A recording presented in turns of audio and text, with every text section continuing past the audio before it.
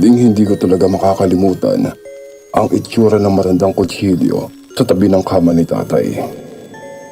Kulay kalawang, may bitak sa hawakan at tila ba mas matanda pa sa kanya.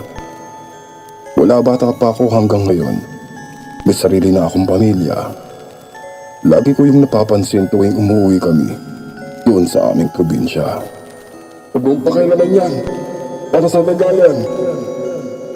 Biro pa niya noon, pero kahit maliit pa ako, alam kong hindi lang basta para sa daga ang tinutukoy niya.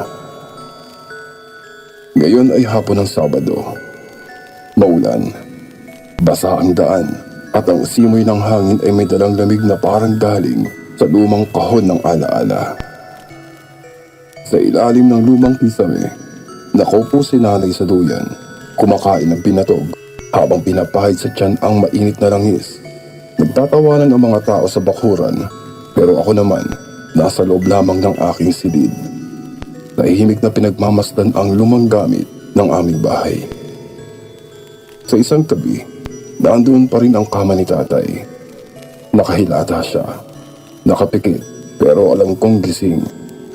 Nakapatong ang kanang kamay niya sa kanyang dibdib, habang ang kaliwa naman, kaya ng nakagawian, ay nasa malapit na unan kung saan palaging nakatago ang kanyang kutsilyo. Tay, hindi mo pa rin ba tinatanggal yan, Tay? Baka matetano ka niyan. Tanong ko habang naupo sa may paanan ng kama. Ha? Ito ba? Hindi. Hindi mo alam kung kailan. Hindi mo alam kung kailan babalik yung hayop na yon. Maikling sagot niya sa kamuli itong nanahimik. Alam ko kung anong tinutukoy niya. Bata pa lamang ako noon. Ikinuwento niya na lahat sa akin yon. Ang gabi ng takot at dilim. Yung gabi kung kailan kamuntikan na raw akong hindi isinilang. Wala na akong maalala sa pangyayaring yon. Pero paulit-ulit nilang sinasalaysay noong bata pa ako. Palaging pabulong. Palaging may titig sa mga sulok ng bahay bago ikinukwento. At palagi talagang nauuwi sa kwento ng isang dila. Isang mahaba, manipis at matulis na dila na muntik nang bumaon sa sinapupunan ng aking ina. Di naman ako natatakot nun eh. Wala yun. Biro ko pa noon, pero sa totoo lamang, minsan sa mga gabi, naiisip ko pa rin, lalo na kapag maingay ang bubungan, lalo na kapag may humuhuni sa labas na hindi mo matukoy kung ito ba ay hayop o hindi. Ngayon, matanda na si tatay, kumukulbot na ang kanyang noo, pero napakatalim pa rin ang kanyang mata. Parang palaging may binabantayan. Si nanay naman, tila mas tanggap na ang lahat.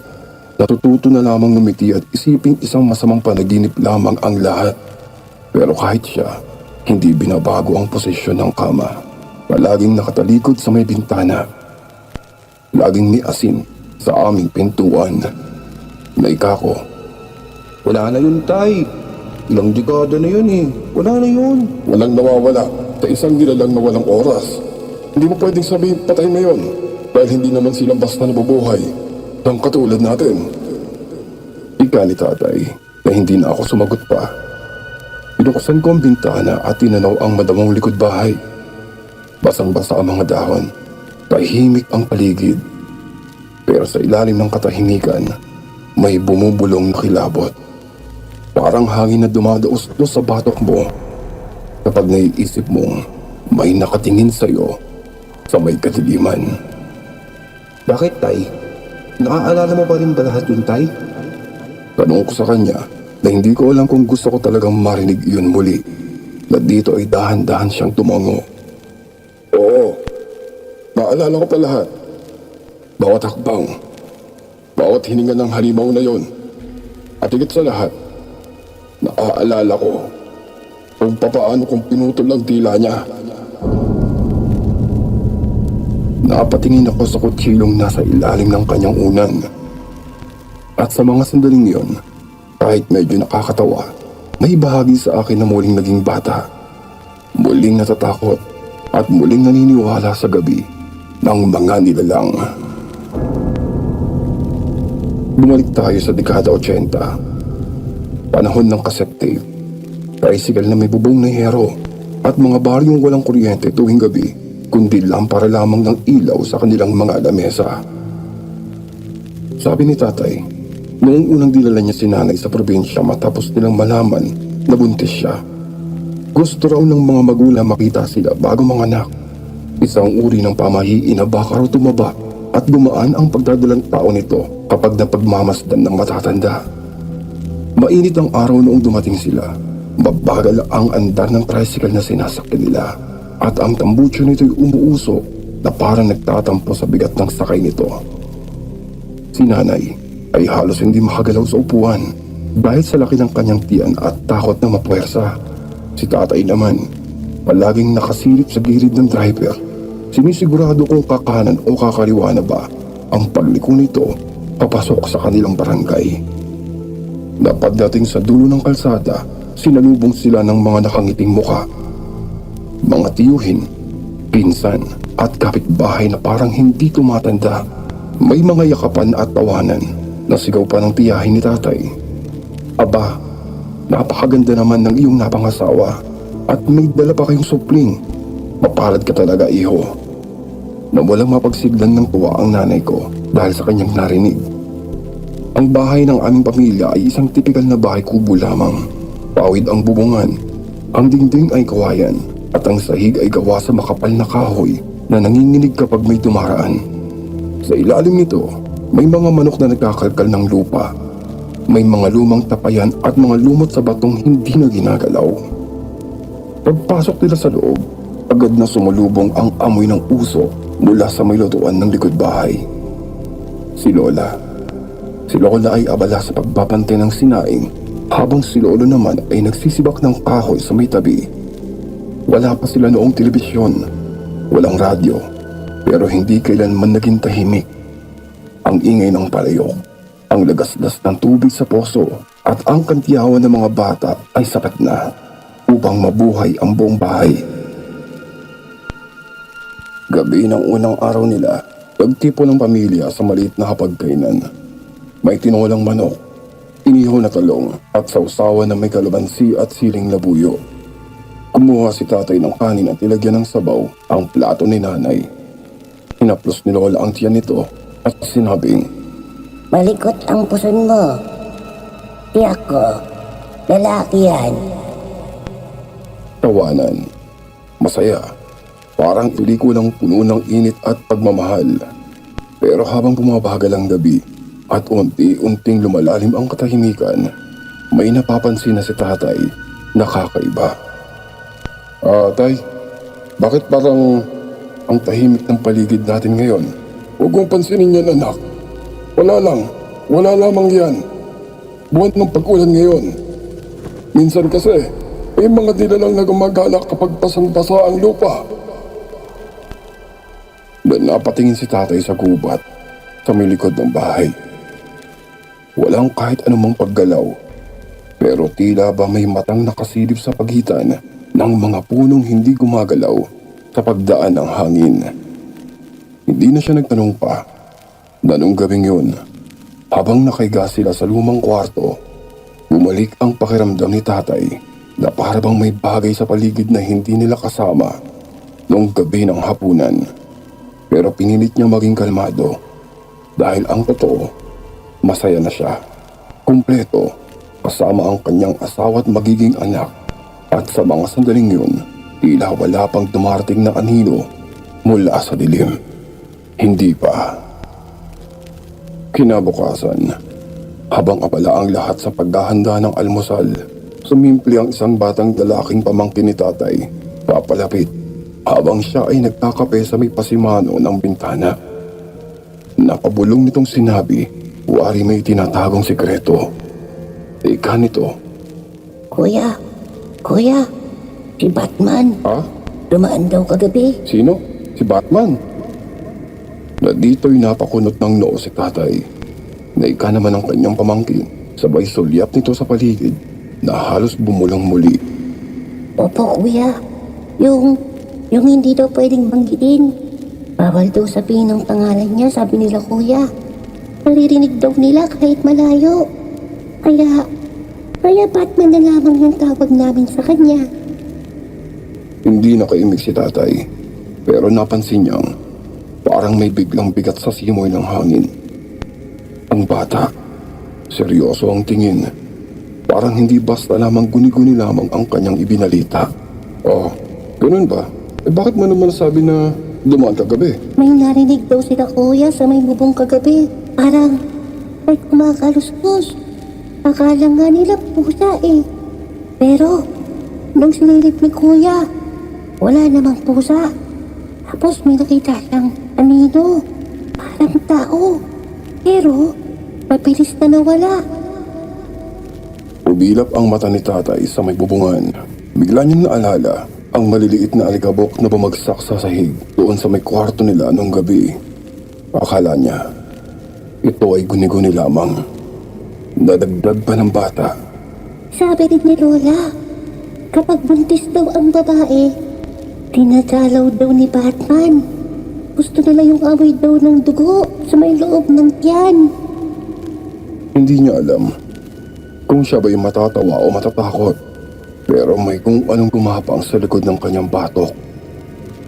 Hindi dahil sa sinabi ng bata, kundi sa tiyak nitong paraan, parang kwento ng matanda na nangyari na at makatotohanan. Kinahaponan, habang nakatambay si tatay sa may tindahan, narinig niyang may dalawang lalaking nagkukwentuhan. Nawika pa ng mga ito.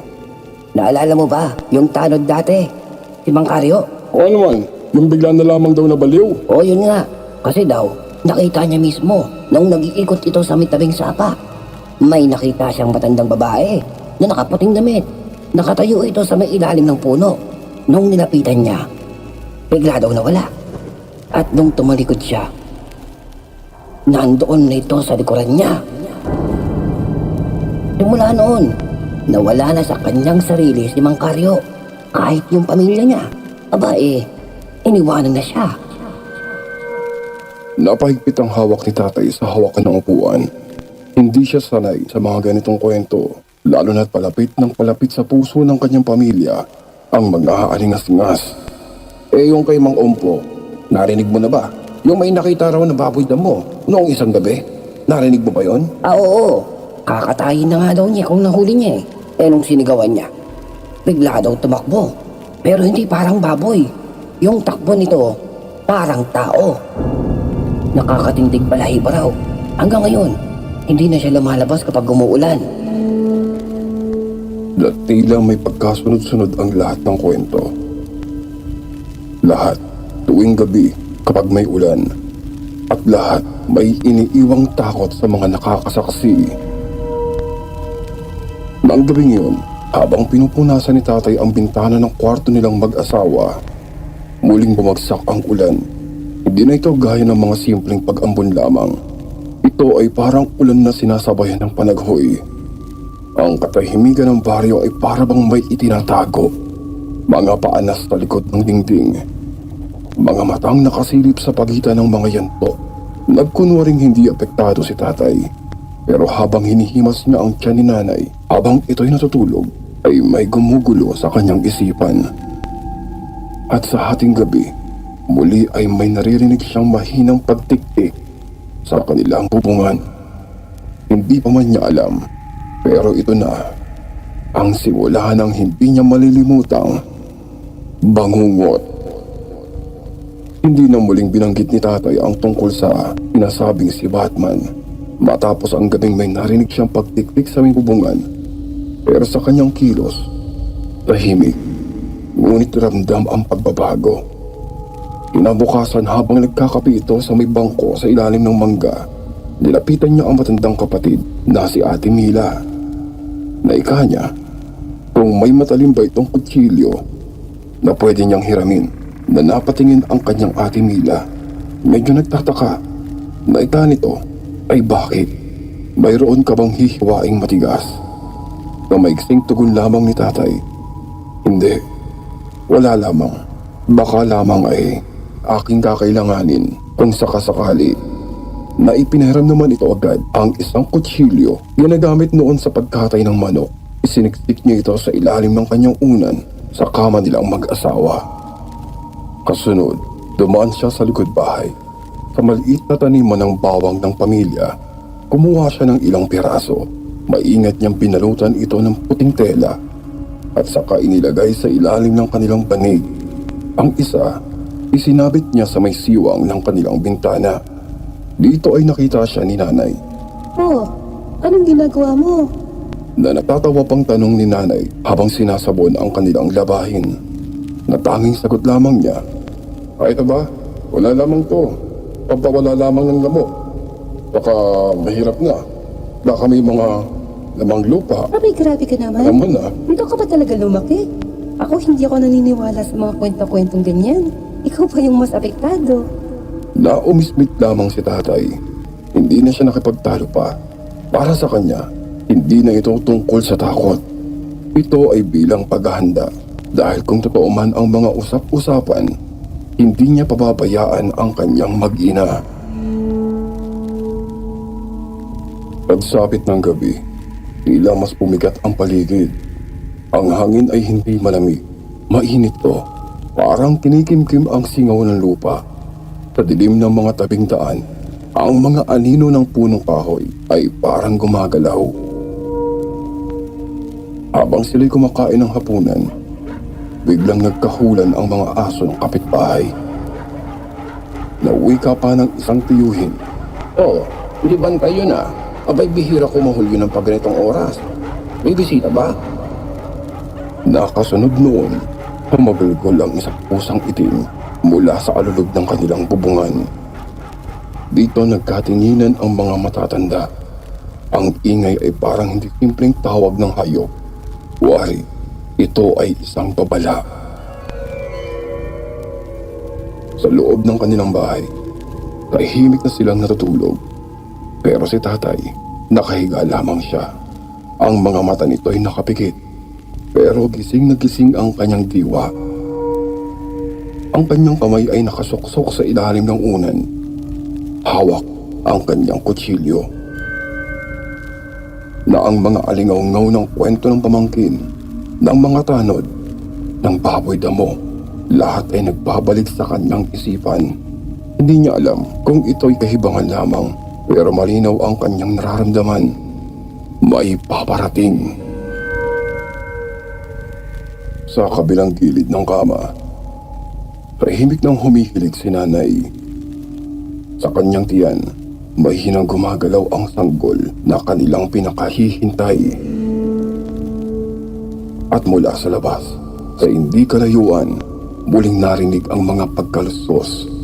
Hindi malakas, pero sapat na para bumilis ang tibok ng kanyang puso. Ating gabi. Tahimik ang paligid maliban sa ihip ng hangin na dumaraan sa pagitan ng kawayan at sawali. Walang ibang tunog kundi ang mahinang kaluskos ng mga dahon sa labas at ang marahang paghinga ng kanyang buntis na asawa. Pero sa kalagitnaan ng katahimikan, may narinig si tatay. Isang mahinang tunog na tila ba pagkalabog sa ibabaw ng bubong. Sumunod dito ang sunod-sunod na mahihinang gasgas na parabang may matulis na kuko na dumadaos-dos sa may pawid. Hindi siya kumilos. Pinilit niyang panatilihin ang kanyang paghinga na kunwari ay parang tulog na tulog pa rin. Dahan-dahan niyang tinanggal ang kamay na siyang nakayakap sa tiyan ng kanyang asawa at ipinasok ito sa ilalim ng unan hanggang mahawakan niya ang isang malamig at matalim na kutsilyo. Habang nakatihaya siya, hindi niya maialis ang paningin sa kisame ng kubo. Maliwanag pa ang kwarto dahil sa ilaw ng buwan na sumisilip sa pagitan ng mga kawayan. At doon niya ito nakita. Ang isang mahaba, manipis, nangingintab na dila na siyang dahan-dahang pumapasok mula sa siwang ng bubungan. Na halos parang sinulid ang pagkakanipis nito. Pero habang bumababa, ay nagiging makapal ang dulo. Parang galamay na may balak sumunggab sa anumang himaymay ng laman. Tumigil ang oras. Tinitingnan ni tatay ang dulo ng dila. Pababa ito. Gumagabang ng pakawil-kawil papunta sa may tiyan ng kanyang asawa. Na ang nakakatawang palayaw ng pamangkin ay biglang nagbalik sa isipan niya. Pero sa sandaling yun, walang halong biro ang lahat. Isang halimaw ang nasa may itaas nila. At wala siyang ibang armas kundi ang tapang sa kanyang dibdib at kutsilyo sa kamay niya. At sa eksaktong sandali ang dila ay tila tatama na sa pusod ni nanay. Bigla siyang bumangon at napasigaw ng napakalutong na pagmumura sa kabuong tapang na hinablot ang dila. Ang malagkit, malansa, mainit, parang buhay na ahas na pumipiglas sa kanyang kamay. Hawak niya ito ng mahigpit habang ang kabilang kamay naman niya ay mabilis na humugot ng kanyang kutsilyo. At isang mariing saksak na sinundan pa ng isa. Nilaslas niya ito ng buong puwersa. Sumirit ang maitim na dugo. Ang dila ay tila kumitisay habang nasa kanyang kamay. Mula sa itaas, isang nakakabinging alulong ng kalahating hayop at kalahating tao. Napasigaw si nanay. Gumising ang buong bahay. Ang mga aso sa paligid ay nagkakahulan at nagwawala. Narinig niya ang mga yapak sa bubungan. Mabigat, napakabigat, nagmamadali at papalayo. Binitawan niya ang tila sa may sahig at mabilis na sinarhan ang mga bintana. Ang kutsilyo ay may dugo pa habang ang kanyang kamay ay nanginginig pa. Niyakap siya ni tatay. Pinilit siyang patahanin habang nililinisan ng itim na likido na siyang sumirit sa kanyang tiyan. Malapot, amoy asupre at panis na karne. Nagising ang buong bahay. Tumakbo ang matatandang magulang mula sa kabilang silid, pati na ang mga pinsan at pamangkin. Lahat sila'y nagtataka, nanginginig, natatakot, na mahinang sabi pa ng ama ni tatay. Alam niya, may umatake sa may bubungan. Hindi yun hayop at hindi rin ito tao. Kinaumagahan, umakyat si tatay sa may bubungan. Ang pawid, may mga bakas pa ng parang hinila ng matutulis na kuko. May dugo sa gilid, itim at malapot. May nahulog pang tila maliit na himaymay ng balat. Parang sunog na balat ng baboy. Pero may kakaibang amoy.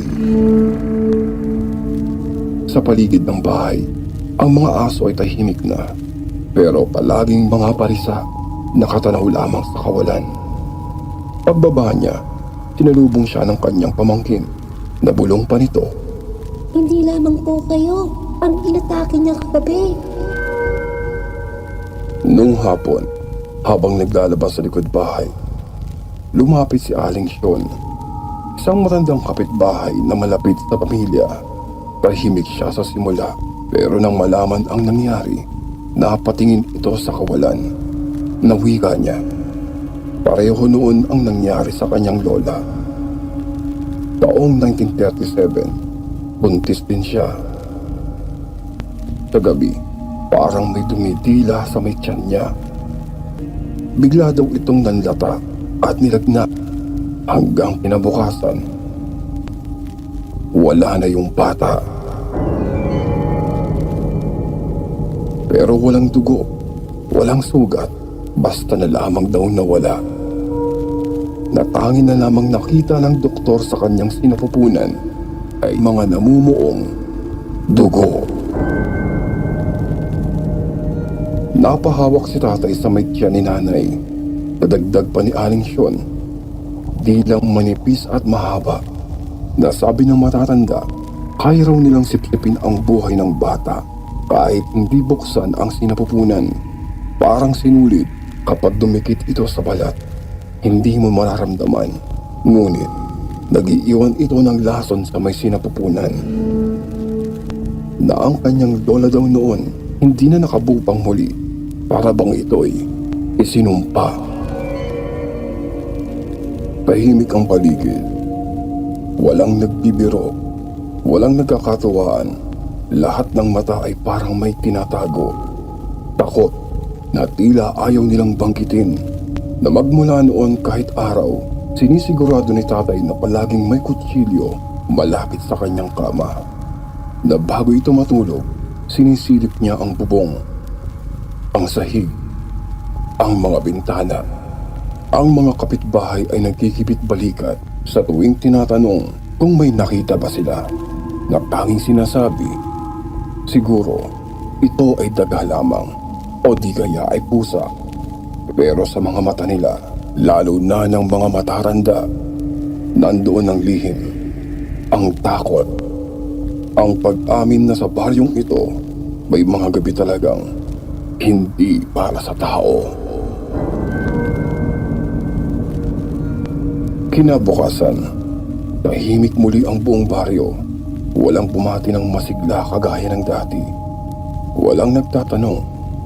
Walang kumakaway. Kahit ang mga tsismosa sa kanto na dati laging abala habang naguhugas ng pinggan at nakasilip sa bintana, ngayon ay tila nagbubulag-bulagan. Para ba itong isang panaginip na hindi maaaring ikwento? Hindi dahil sa hiya, kundi dahil sa takot. Habang nag-aayos ng gamit si tatay sa kariton, lumapit ang pamangkin nito. Tahimik, walang biro, wala na ang Batman na pangalan. Walang munting halakhak, na tanging sinabi na lamang niya halos pabulong, "Tito, mabuti at buhay pa kayo." Tumango si tatay, walang sinabi. Nasa kanyang isang sulyap, alam nilang pareho. May totoo sa mga kwento. At hindi ito ang una, hindi rin ito ang huli. Hindi na sila nagtagal pa. Bago pa man gumabi, nagpasiya silang umalis na ng maaga kaysa sa orihinal nilang plano. Napatanong naman ang kanilang magulang, bakit naman biglaan? Natanging sagot lamang ni nanay na may pilit ng ngiti, baka mas mapayapa sa may Maynila. Pero alam ng lahat ang totoo. Hindi nila kailangan ng dahilan. Minsan, sapat na ang katahimikan bilang kasagutan. Sa kanilang pagbiyahe, yakap-yakap ni tatay si nanay. At sa bawat lubak ng daan, sa bawat anino ng mga puno, lihim niyang sinusulyapan ang paligid. Naghahanap, nangangamba. Napagkaraan ng ilang buwan, habang nagkakape si tatay sa bangketa ng tindahan sa may Maynila, may dumating na sulat mula sa kanyang pinsan. Walang pambungad, walang kamusta, diretso agad. Ika sa kanyang sulat, may patay dito. Matanda, doon sa kabilang sitio ng ilog. Natagpuan daw ito sa may sabingan. Patay at wala ng tila. Nagbukas ng kwento ang liham. Ang matanda raw ay kilala sa kanilang baryo. Tahimik, pero kakaiba. Hindi halos nakikita sa araw. Palaging gising sa gabi. Na may mga bata na daw dating sinabihan na huwag lumapit sa kanyang tahanan. Ngunit heto na. Wala na raw. Na ang kanilang ipinagtatakang lahat. Hindi ito pinasok. Walang sugat sa katawan. Kundi isa lamang ang nawawala. Ang kanyang dila. Iba't ibang kwento ang sumunod. Nabulong ng iba. Siya daw ang aswang. Nagalit, bumalik para maghiganti. ngunit natalo. Na ika naman ng ilan, baka naman hindi siya. Na baka may iba pang katulad niya. Na baka siya rin ang biktima. Nasa mga tindahan, sa palengke, sa tabi ng mga nagkakape, maririnig mong palihim nilang pinagtatalunan ito. Pero kapag tinanong mo ng direkta, wala daw silang mga alam. Na tanging sasabihin lamang, ito ay malaking kalokohan. Pero alam mong hindi sila naniniwala sa mga sarili nilang sinasabi. Magmula noon, hindi na muling bumalik pa si na tatay sa bayang iyon. Sa tuwing tinatanong kung bakit, ngumingiti lamang siya. Pero tuwing gabi, kahit lumipas na ang mga taon, may kutsilyo pa rin siya sa ilalim ng kanyang unan. May nakasabit na bawang pa rin sa mga bintana. At kung minsan, dumidilat sa kalagitnaan ng gabi. Nakikinig, naninimbang, parang naghihintay. Tumanda na si tatay. Si nanay, ngayon ay palaging may salamin sa kanyang mata. Nagtatahi sa sulok ng bahay habang pinagmamasdan ang apo. Tahimik na ang buhay. Ngunit bilang anak, alam ko, may mga gabing hindi tulog si tatay. Kahit anong edad ko, nararamdaman ko pa rin ang bigat na bitbit niya. Hindi ito galit, hindi rin ito pagod. Isa itong anyo ng katahimikan na may halong pakiramdam. Parang laging may inaabangang, hindi inaanyayahan. Dati, iniisip ko, OA lamang si tatay. Dahil laging may bawang, bakit palaging may itak na malapit sa kusina? Bakit hindi siya kumikibo tuwing napag-uusapan ang probinsya? Pero ngayon, bilang isang ama na rin, nauunawaan ko na. May mga bagay pala talagang hindi binabanggit. Hindi para itago ang katotohanan, kundi para iligtas ka sa takot na dala ng nakaraan. Hindi lahat ng multo ay nagpapakita. Ang iba, nakatira sa katahimikan ng mga hindi isinatinig na mga kwento ng ating nakaraan. At sa tuwing umuulan, kagaya ngayon, sa pagbuhos ng dilim, sa mga tunog ng patak sa bubong, may mga sandaling parang may sumasabay sa ulan. Isang tunog na maaaring kumakalmot, parang dumulutang na hibla na gustong sumiksik sa pagitan ng mga tabla. Hindi lahat ng kwento ay may katapusan. Ang iba, nananatiling buhay sa katahimikan, nakabaon sa lumang kutsilyo, sa amoy ng bawang, sa mga gabing mahimbing ang tulog ng lahat. Maliban sa isa, may mga halimaw na hindi namamatay, nagpapalit lamang ng anyo, ng pangalan, ng kanilang katahimikan. Ngunit ang totoo, baka hindi dila ang pinutol, kundi ang kakayahang magsalita ng buong katotohanan at sa bawat gabing umuulan, tila may paalam ang kadiliman. Papaano? Kung hindi pa siya tapos.